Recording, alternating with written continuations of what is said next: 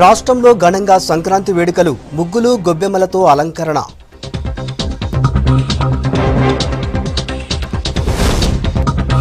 అమ్మకానికి రెడీమేడ్ పిండి వంటలు, సకినాలు, అరిసెలకు ఫుల్ డిమాండ్.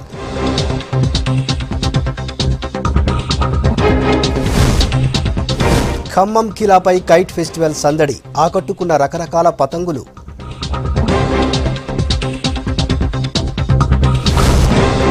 రెండో దఫా నామినేషన్ల పరిశీలన పూర్తి, ఏకగ్రీవాలకు గ్రామాల్లో ప్రయత్నాలు.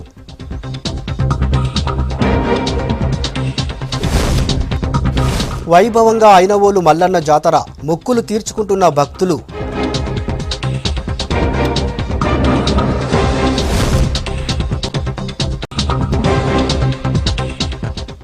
ఇక అప్డేట్ చూస్తే రాష్ట్రంలో సంక్రాంతి పండుగ వైభవంగా జరుగుతోంది.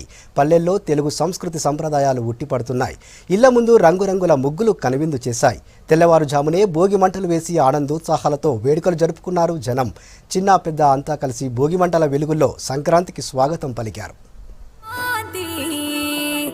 భగభగమండే భోగి మంటల సిరి వెలుగుల రాత్రి సంక్రాంతి, ధగధగ మెరిసే ధాన్యపు రాసుల అందించెను ధాత్రి.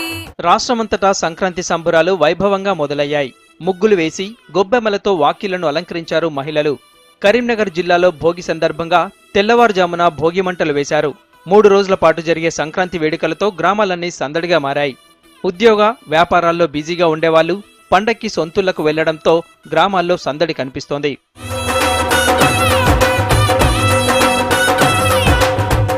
భోగి మంటల కాంతులతో సంక్రాంతి పండుగను ఘనంగా జరుపుకున్నారు నిజామాబాద్ వాసులు. జిల్లాలోని పల్లెల్లో ఈ తెల్లవారుజాము నుంచే భోగి మంటలు వెలిగించారు. ప్రజలంతా సంతోషంగా ఉండాలని, పాడి పంటలు బాగా ఉండాలని కోరుకున్నారు. సూర్యుడు మకర రాశిలోకి ప్రవేశిస్తాడు కాబట్టి సూర్యుడి మకర రాశిలోకి ప్రవేశించినప్పుడు ఈ యొక్క వేడి చల్లదనం ఏదైతుందో కొద్దిగా కాస్త తగ్గి మన ప్రజలందరూ కూడా కొద్దిగా చలితో బాధపడుతున్న సందర్భంలో మనం సంక్రాంతి రోజు భోగి మంటలు అనేటువంటివి, అంటే ప్రాతకాలము 5 గంటల నుంచి 6 గంటల ప్రాంతంలో ఈ భోగి మంటలు అనేటువంటివి, చెరుగనెలు, తర్వాత పాలు పొంగించడము, ఈ గొబ్బెమ్మలు పెట్టడం, ఇవన్నీ అనేటువంటివి మన దగ్గర జరుగుతుంది. కాబట్టి ఈ యొక్క భోగి మంటల్ని చాలా పెద్ద ఎత్తున నిర్వహించడం జరిగింది. మహబూబ్ నగర్ జిల్లాలో సంక్రాంతి సంబరాలు ఎంతో ఘనంగా జరుగుతున్నాయి. జిల్లా అంతటా భోగి మంటలు వెలిగిస్తూ చిన్న పెద్ద అందరూ ఎంజాయ్ చేశారు.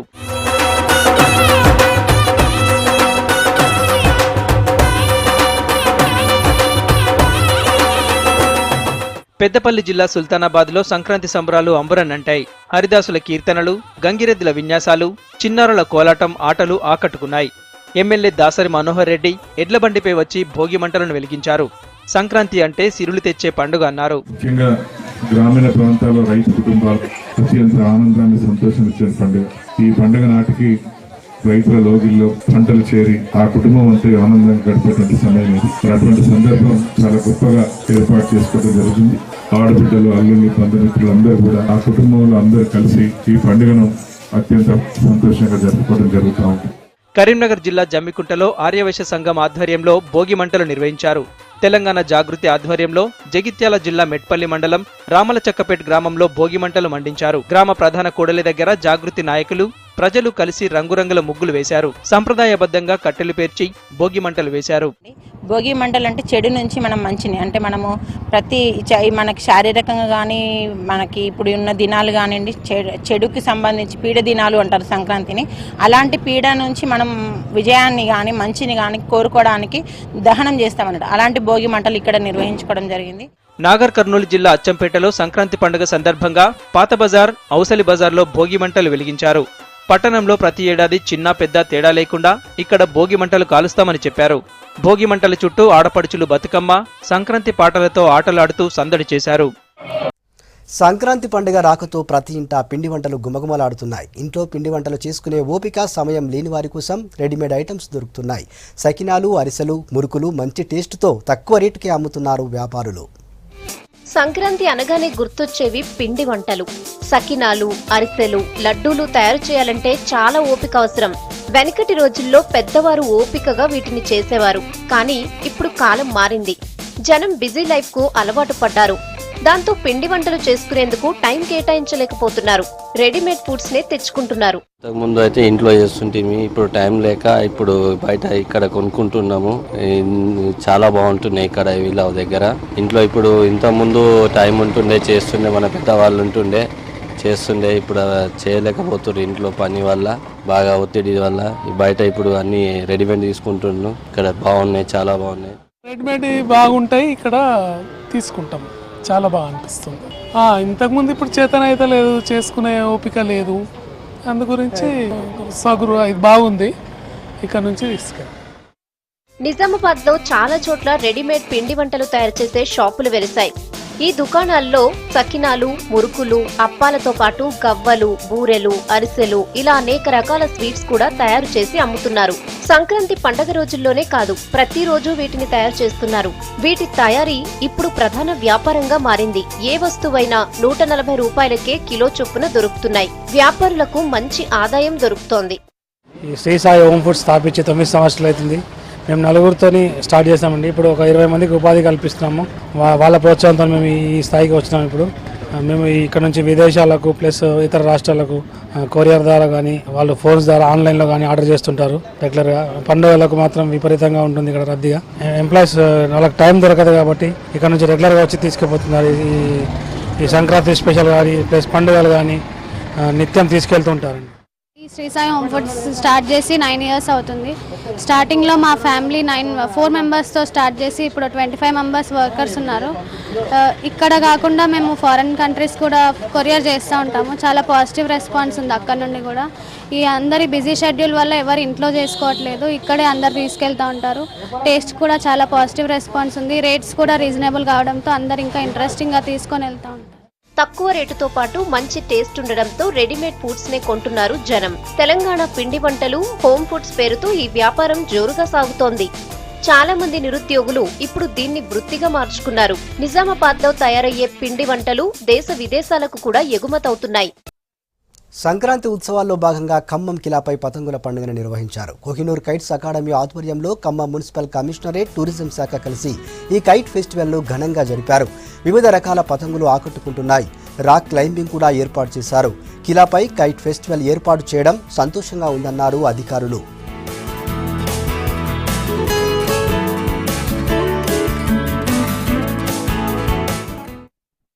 ఖమ్మంలో ఫస్ట్ టైం ఇక్కడ కిలాలో కైట్ ఫెస్టివల్ జరుగుతుంది. డిఫరెంట్ కైండ్స్ ఆఫ్ కైట్స్ ఉన్నాయి. So encourage your kids to come here. Kids చాలా ఎంజాయ్ చేయొచ్చు, ఫన్ ఉంటుంది. ఎప్పుడు చూడలేదు ఇలాగా. It's really fun here. And then కొత్తగా రెపెలింగ్ కూడా పెట్టారు. It's very nice and adventurous. Please do come and enjoy. Khammam కిల్లా పైన కైట్ ఫెస్టివల్ అండ్ ట్రెక్కింగ్ నిర్వహిస్తున్నారు. ఇది చాలా బాగుంది. డిఫరెంట్ కైట్స్ ఇక్కడ ఎగరేస్తున్నారు. అండ్ ఫస్ట్ టైం నేను చూస్తున్నాను. ట్రెక్కింగ్ నేను కూడా చేద్దాం అనుకుంటున్నాను. కొంచెం భయంగా ఉంది కూడా. చాలా బాగుంది. కిలా అనేది ఖమ్మం పట్టణానికి ఉన్న ఒక అద్భుతమైన వారసత్వ సంపద. దీన్ని మరింత వృద్ధి చేసుకోవడం, అలాగే దీన్ని పరిరక్షించుకొని మన భావితరాలకు అందించాల్సిన బాధ్యత ఖమ్మం పౌరులందరి మీద ఉంది. దీనిలో ఉద్దేశంలో భాగంగానే జిల్లా యంత్రాంగం ఈ సాంస్కృతిక కార్యక్రమాలను ఇక్కడ నిర్వహించడం జరుగుతుంది. ఇట్లాంటి వాటిలో కైట్ ఫెస్టివల్ కానీ, రాక్ క్లైంబింగ్ కానీ దీనిలో ప్రజలు చాలా ఉత్సాహంగా పాల్గొంటున్నారు. ఖమ్మం సంక్రాంతి సంబరాల సందర్భంగా ఖమ్మం మున్సిపల్ కార్పొరేషన్, అదేవిధంగా జిల్లా పర్యాటక శాఖ ఆధ్వర్యంలో ఈరోజు కైట్ ఫెస్టివల్ మరియు rock climbing activities Khammam fort మీద జరుగుతున్నాయి. ఈరోజు ప్రత్యేకంగా కైట్ ఫెస్టివల్లో భాగంగా హైదరాబాద్ నుంచి కోహినూర్ కైట్ క్లబ్ హైదరాబాద్ వాళ్ళు వచ్చారు. ఇక్కడ ఒక 20 to 25 వెరైటీస్ ఆఫ్ కైట్స్ అన్నీ కూడా ఫ్లై చేయడం జరుగుతుందన్నమాట. సో ఇందులో చాలా large number of crowd participate అయింది. అదేవిధంగా ఇక్కడ adventure club of Telangana state వాళ్ళతోటి రాక్ క్లైంబింగ్ యాక్టివిటీ, ర్యాప్లింగ్ కూడా జరుగుతున్నాయి. సో ఈ కార్యక్రమాల్లో కూడా చాలామంది యువత ఉత్సాహంగా సూర్యాపేట శ్రీ వెంకటేశ్వర స్వామి ఆలయంలో గోదాదేవి కళ్యాణోత్సవం వైభవంగా జరిగింది. వేద మంత్రోచ్చరణల మధ్య కన్నుల పండుగగా జరిగిన కళ్యాణాన్ని చూసేందుకు భక్తులు పెద్ద సంఖ్యలో హాజరయ్యారు. దాదాపు 800 జంటలు కళ్యాణంలో పాల్గొన్నాయి. మాజీ మంత్రి జగదీష్ రెడ్డి సతీ సమేతంగా కళ్యాణోత్సవానికి హాజరై స్వామి అమ్మవార్లకు పట్టు వస్త్రాలు, ముత్యాల తలంబ్రాలు సమర్పించారు. తరువాత ప్రత్యేక పూజలు చేశారు.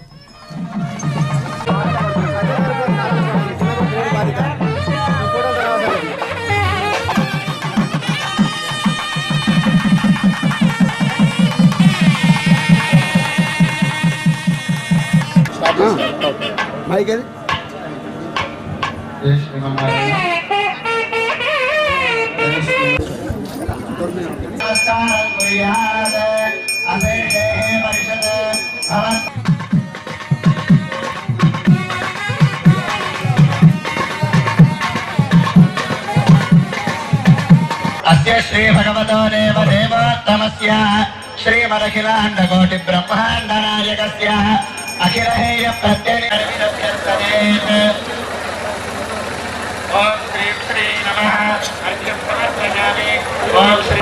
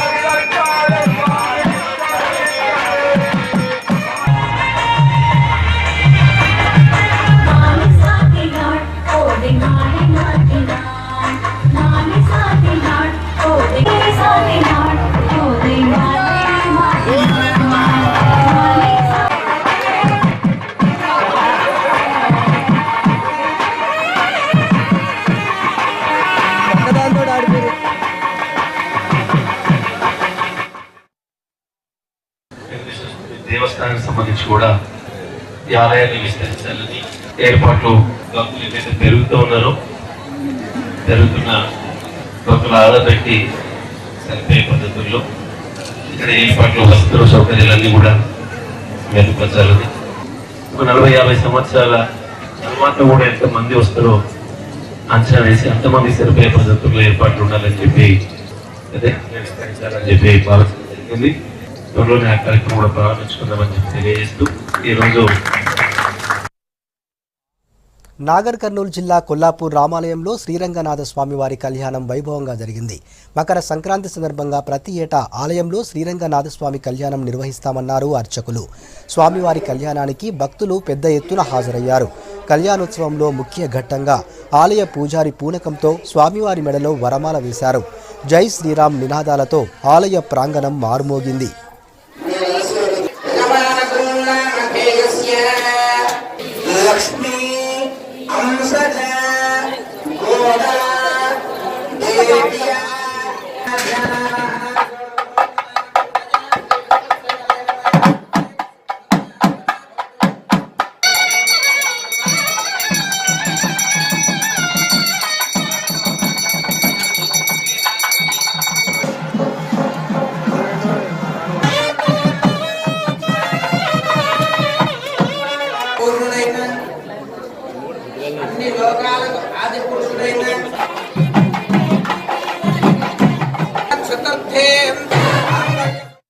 పంచాయతీ ఎన్నికల తేదీ దగ్గర పడుతుండటంతో గ్రామాల్లో రాజకీయం వేడెక్కింది. మొదటి విడత పంచాయతీ పోల్స్కు మరో 6 రోజుల సమయం మాత్రమే ఉంది.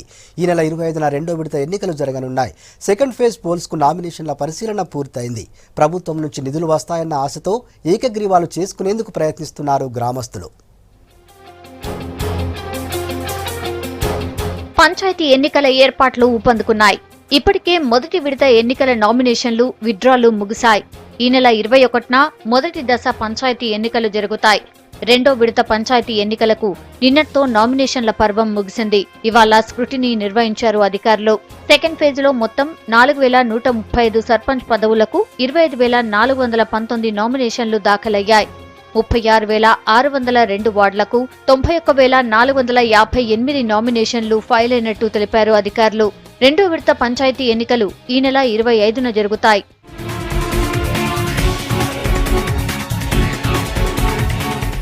సిద్దిపేట జిల్లా తొగుట మండలంలోని బ్రాహ్మణ బంజేరుపల్లి, గోవర్ధనగిరి, దౌలతాబాద్ మండలంలోని ముత్యంపేట, కోనాపూర్, గొల్లపల్లి, ముంగీసపల్లి, మిరుదొడ్డి మండలం వీరారెడ్డిపల్లి గ్రామ పంచాయతీలు ఏకగ్రీవమయ్యాయి.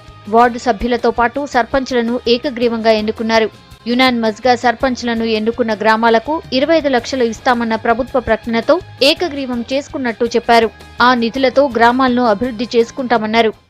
గ్రామాన్ని అభివృద్ధి చేస్తాడు అనే ఆశ కొద్దీ వాళ్ళందరూ ఐకమత్యమై ప్రజలంతా ఏకంగా ఉండి నన్ను ఏకగ్రీవంగా ఎన్నుకున్నారు. అదేవిధంగా మా గ్రామాన్ని ఒక మంచి మోడర్న్ విలేజ్గా తీర్చిదిద్దాలనే నా అభిప్రాయం ఉన్నది. పనులు సీసీ రోడ్లు కానీ, కరెంటు ఎల్బీ లైట్లు కానీ, ఇనుకుని గుంతలే కానీ, ప్రతి ఒక్క పని విలేజ్ చిన్న సమస్య ఉన్నా కానీ అభివృద్ధి చేస్తానని నేను. మక్తల్ నియోజకవర్గంలో మొదటి విడతలో 110 గ్రామ పంచాయతీల ఎన్నికలు జరుగుతున్నాయి. అయితే ఉపసంహరణ గడువు తర్వాత 20 గ్రామ పంచాయతీలు ఏకగ్రీవమయ్యాయి. మిగిలిన 90 పంచాయతీల్లో ఈ నెల 21న ఎన్నికలు జరుగుతాయి. ఊరు బాగుండాలంటే ఆ ఊరు నుంచి పెద్ద లీడర్ ఒకరు ఉండాలంటారు. తమ ఊరు లీడరే నియోజకవర్గ ఎమ్మెల్యే అయితే అక్కడి పరిస్థితులు వేరుగా ఉంటాయి. కానీ ఖమ్మం జిల్లా లీడర్ల పరిస్థితి వేరుగా ఉంది. అందరూ ఈ జిల్లాకు చెందిన వాళ్లే అయినా వాళ్ళ ఎమ్మెల్యే నియోజకవర్గం ఒక చోట, గ్రామం మరో చోట ఉంది. దాంతో తమ గ్రామంలో పట్టు నిలుపుకోవడానికి కష్టాలు పడుతున్నారు. ఉమ్మడి ఖమ్మం జిల్లాలోని నియోజకవర్గ ఎమ్మెల్యేల సొంత గ్రామాలపై స్పెషల్ స్టోరీ.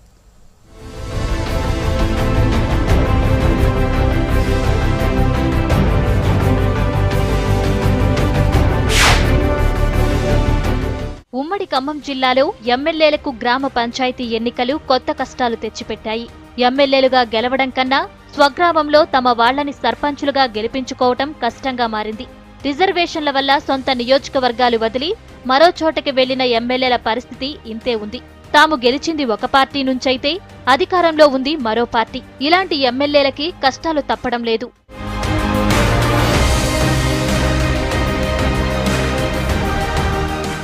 పాలేరు నియోజకవర్గంలోని కూసుమంచి మండలం రాజుపేట గ్రామానికి చెందిన ఎమ్మెల్యేలు 2 ఉన్నారు. వారిలో ఒకరు పాలేరు ఎమ్మెల్యే కందాల ఉపేందర్ రెడ్డి, మరొకరు సత్తుపల్లి టీడీపీ ఎమ్మెల్యే సండ్ర వెంకట వీరయ్య. కానీ ఇదే నియోజకవర్గం నుంచి ఓడిన తుమ్మల నాగేశ్వరరావు మొన్నటిదాకా మంత్రి. ఇప్పుడు నియోజకవర్గం మొత్తం ఒకేలా ఉంటే రాజుపేటలో మరోలా ఉంది.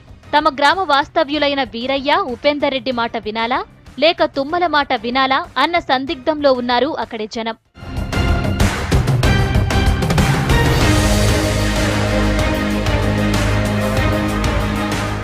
వైరా నియోజకవర్గ ఎమ్మెల్యే రాముల్ నాయక్ది బోజ్యా తండా. ఇది కొత్తగా ఏర్పడ్డ పంచాయతీ. ఆయన స్వతంత్ర అభ్యర్థిగా టీఆర్ఎస్ క్యాండిడేట్ మదన్ లాల్ పై గెలిచారు. ఇక్కడ మదన్ లాల్ వర్సెస్ రాముల్ నాయక్ అన్నట్లుంది. దాంతో ఏ పంచాయతీ కూడా ఏకగ్రీవం అయ్యే పరిస్థితి లేదు. మధిర ఎమ్మెల్యేది వైరా నియోజకవర్గంలోని స్థానాల లక్ష్మీపురం. బట్టి మధిరలో ఎమ్మెల్యే అయినా వైరాలో కనీసం ఫాలోయింగ్ లేదు. దాంతో తన స్వగ్రామాన్ని కాంగ్రెస్ కి అనుకూలంగా మలిచే పరిస్థితి లేదు.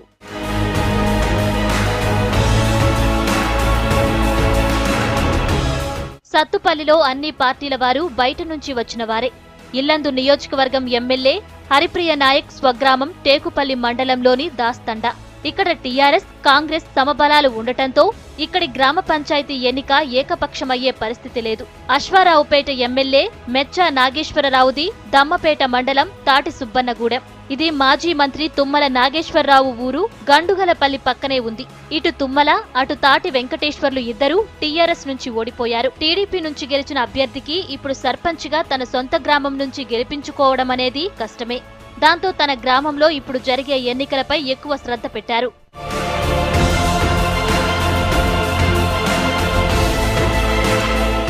భద్రాచలం ఎమ్మెల్యే పొదెం వీరయ్య స్వస్థలం ములుగు నియోజకవర్గంలోని తోడేల గ్రామం. అక్కడి నుంచి వచ్చి భద్రాచలం ఎమ్మెల్యే అయ్యారు. ఇక్కడ ఓడిన టీఆర్ఎస్ అభ్యర్థి తెల్లం వెంకటరావుది దుమ్ముగూడెం మండలం బండిరేవు. పినపాక నియోజకవర్గ ఎమ్మెల్యేది కరకగూడెం. తన మండలంలో అత్యధిక గ్రామ పంచాయతీలు గెలవడం కోసం ప్రయత్నిస్తున్నారు.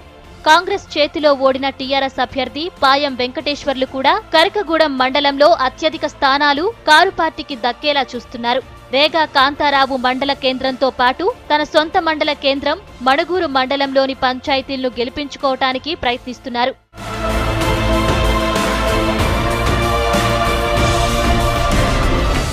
ఖమ్మం ఎంపీ పొంగులేటి శ్రీనివాసరెడ్డి స్వగ్రామం కల్లూరు మండలం నారాయణపురంలో కూడా కాంగ్రెస్, టీడీపీ, టీఆర్ఎస్ 3 బలంగానే ఉన్నాయి.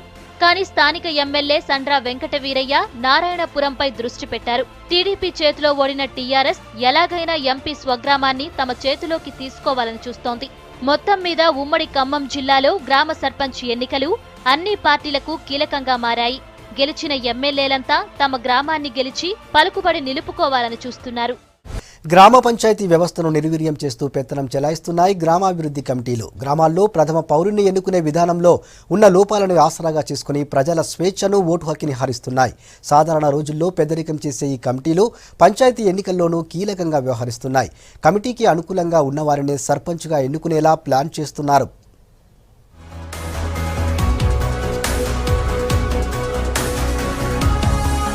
ఉమ్మడి నిజామాబాద్ జిల్లాతో పాటు ఉత్తర తెలంగాణలోని చాలా గ్రామాల్లో గ్రామాభివృద్ధి కమిటీలే షాడో పంచాయతీలుగా పనిచేస్తాయి. అధికారికంగా గ్రామాభివృద్ధి కమిటీలకు ఎలాంటి గుర్తింపు కానీ, హోదా కానీ ఉండదు. కానీ గ్రామాల్లో వీటిదే పెత్తనం. సర్పంచ్ పదవి కన్నా గ్రామాభివృద్ధి కమిటీ అధ్యక్ష పదవికే ఎక్కువ విలువ. గ్రామాల్లో ఈ కమిటీల నిర్ణయమే ఫైనల్. దశాబ్దాలుగా ఇవి గ్రామాల్లో రాజ్యమేలుతున్నాయి. గ్రామంలోని కొంతమంది పెద్ద మనుషులతో ఈ కమిటీ ఏర్పాటు చేస్తారు. ఊర్లో పండగల నిర్వహణ, వివాదాలు, ఇతర కీలక నిర్ణయాల కోసం చర్చలు, ఇలా అన్నీ తామై ఈ కమిటీలు పనిచేస్తాయి. గ్రామాభివృద్ధి కమిటీలు బలంగా ఉన్న చోట్ల పంచాయతీలు డమ్మీగా మారిపోతాయి. ఇక వీటి నిర్ణయాలను ధిక్కరిస్తే గ్రామ బహిష్కరణతో పాటు అనేక రకాల శిక్షలు అమలు చేస్తారు.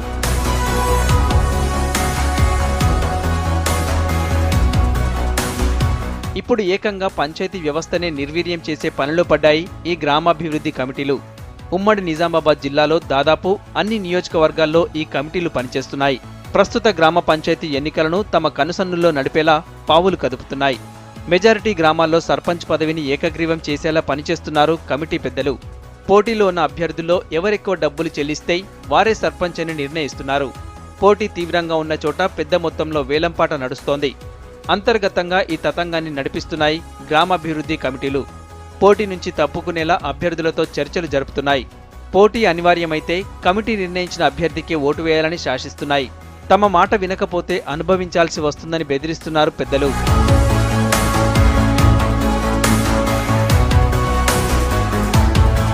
ఇక వేలంపాటలో ఒప్పుకున్న నగదును నామినేషన్ వేసే రోజు ఇవ్వాలి. గడువులోగా నగదు ఇవ్వకపోతే పోటీలో ఉన్న ఇతర అభ్యర్థులు ఎవరెక్కువ డబ్బులిస్తే వారినే అభ్యర్థిగా నిర్ణయిస్తారు. డబ్బులు చెల్లించగానే ఇతర అభ్యర్థులను విత్డ్రా చేయించే బాధ్యత ఈ కమిటీ పెద్ద మనుషులే తీసుకుంటారు. ఇక అభ్యర్థులు సైతం దీనికి ఓకే అంటున్నారు. పోటీలో ఉండి డబ్బులు ఖర్చు పెట్టి అందరినీ ఓట్ల కోసం బతిమిలాడే బదులు గ్రామాభివృద్ధి వేలంలో పాల్గొని సర్పంచ్ అవడం ఈజీ అని భావిస్తున్నారు.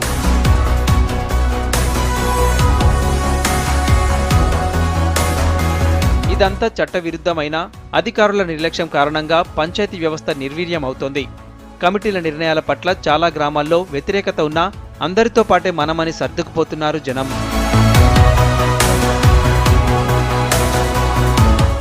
ఇవి Telangana updates. For more updates keep watching V6 News.